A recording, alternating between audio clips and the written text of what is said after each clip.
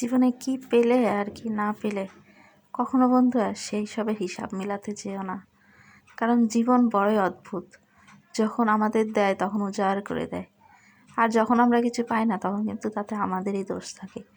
তাই যে কোনো পরিস্থিতিতেই আমাদের উচিত সবসময়কে সৃষ্টিকর্তাকে ধন্যবাদ জানানো।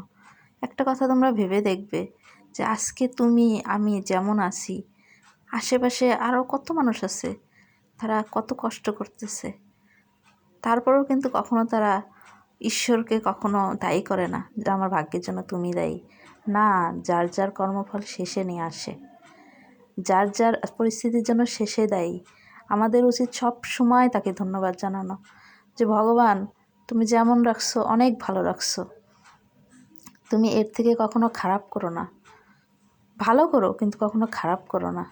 আর সবসময় তোমার ওই আশীর্বাদের হাতটা আমাদের মাথার উপরে রেখো।